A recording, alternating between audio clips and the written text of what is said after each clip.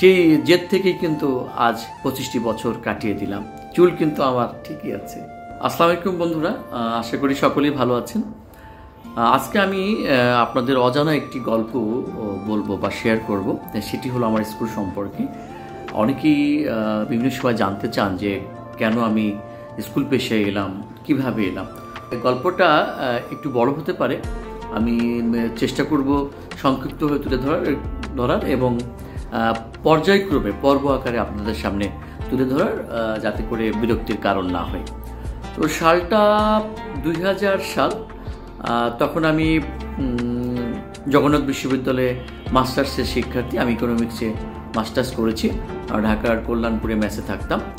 তো হঠাৎ একদিন সকালে, আমি তখন প্রথম আলো পড়তাম, প্রথম আলো পত্রিকার মধ্যে দেখলাম যে একটি লিফলেট, একটি স্কুলের ভর্তি বিজ্ঞপ্তি। সেখানে কিছু বৈশিষ্ট্য লেখা আছে, স্কুলের বৈশিষ্ট্য। তো আমি হঠাৎ করে লিফলেটটা অনেক গভীর মনোযোগ দিয়ে পড়ছিলাম। পড়তে পড়তে ভাবলাম যে আমি যদি ঝিনাইদহে ফিরে যেয়ে আমার এলাকায় যদি একটি স্কুল গড়ে তুলে শিশুদের, সেটি কেমন হয়।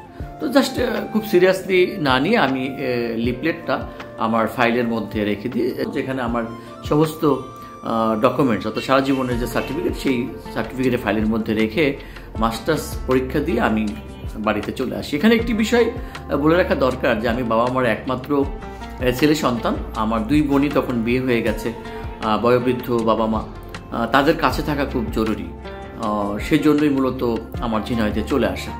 তো আমি 2000 সালে মাস্টার্স পরীক্ষা দিয়ে যখন বাড়িতে চলে আসলাম, এসে একটু ঘোরাঘুরি করছি, হাঁটাহাঁটি করছি। তো সবাই যখন লেখাপড়া শেষ করে ঢাকামুখী, তখন আমি লেখাপড়া শেষ করে ঝিনাইদহে চলে আসলাম। এটার কারণ কি, তখনও কিন্তু মাস্টার্সের রেজাল্ট দেয়নি। মাস্টার্স পরীক্ষা দিয়ে ব্যাক টু প্যাভিলিয়ন। আমার আব্বা একদিন জিজ্ঞেস করছে যে তুমি কি চিন্তা করছো, মানে কি ভাবছো, তুমি ঢাকা থেকে চলে আসলে কেন। তখন আমি আমার ভয়ে ভয়ে আব্বার কাছে শেয়ার করলাম যে আব্বা, আমি একটি শিশুদের কিন্ডারগার্টেন স্কুল করতে চাই, এটা কেমন হয়। তখন আমাদের এই এলাকায় একটি মাত্র স্কুল ছিল আমার বাসার পাশে, child care nursery homes Adarshapara, খুবই নামকরা একটি শিক্ষা প্রতিষ্ঠান। তখন কিন্তু আমি 2000 সালের কথা বলছি, আজ থেকে 25 বছর আগে এই শহরে এতটা কিন্ডারগার্টেন স্কুলের বিস্তার ছিল না। আবার এই কনসেপ্টটাও কিন্তু তখন খুবই নতুন। তখন আমার আব্বা বললো যে ইয়েস, আইডিয়াটা খুব ভালো, কারণ চাইল্ড কেয়ার স্কুল তো খুব ভালো চলছে। তো আমাদের সামনে তখন চাইল্ড কেয়ার স্কুল ছিল আসলে আইডল, এবং বাকিবুল্লাহ স্যার ওখানকার পরিচালক। তো আব্বা বললো যে উনি তো ভালোই, উনি শূন্য হাতে স্কুল শুরু করে আজকে ঝিনাইদহে জমি কিনে বাড়ি করে বেশ ভালো 5 কোটির মালিক হয়েছে। তো আমার আব্বা বেশ উৎসাহ দিল। যেই ভাবনা সেই কাজ।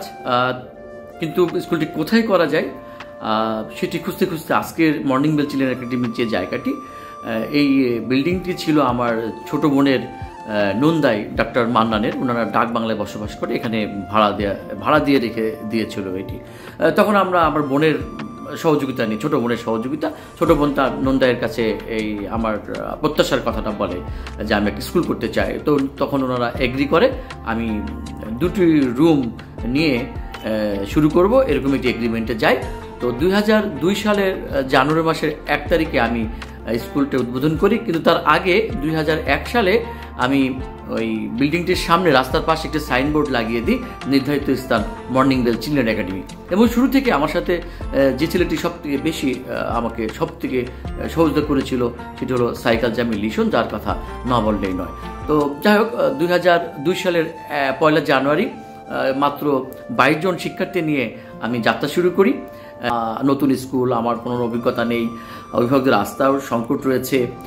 তো আমি বাড়িতে যে নক করতাম যে স্কুল গোয়িং শিক্ষার্থীরা কারা আছে, ছোট হ্যান্ডবিল তৈরি করে, ফোল্ডার ভাঁজপত্র তৈরি করে মর্নিং বেল চিলড্রেন নাম দিয়ে আমি দরজায় যে নক করতাম যে স্কুল গোয়িং শিক্ষার্থী কারা আছে, বাসা বাসায় যে খোঁজ দিতাম আর কি। কিন্তু আমাদের এলাকায় সেইভাবে কিন্তু ভালো বসতি গড়ে ওঠেনি 25 বছর আগে। এলাকায় বস্তি ছিল আমার বাসার পাশে। 22 জন শিক্ষার্থীর মধ্যে বস্তির শিক্ষার্থী ছিল হলো 11 জন, এবং বাকি 11 জন আমি খুব অনুরোধ করে, রিকোয়েস্ট করে নিয়ে আমি শুরু করেছিলাম সর্বমোট 22 জন শিক্ষার্থী নিয়ে।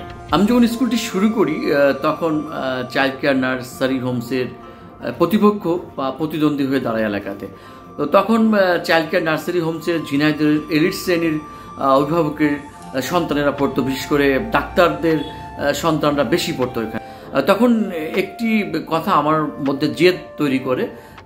চাইল্ড কেয়ার স্কুলের পরিচালক বাকিবুল্লাহ স্যার মন্তব্য করেছিলেন যে আমার সম্পর্কে তার অভিভাবকদের কাছে, যে যাত্রা ফাত্রা নাটক ফাটক করে শিশুদের সাথে কাজ করতে পারবে নাকি, মাথার চুল পড়ে যাবে, 1 বছর পরেই চাটি পাটি উঠে দৌড়ে পালাবে।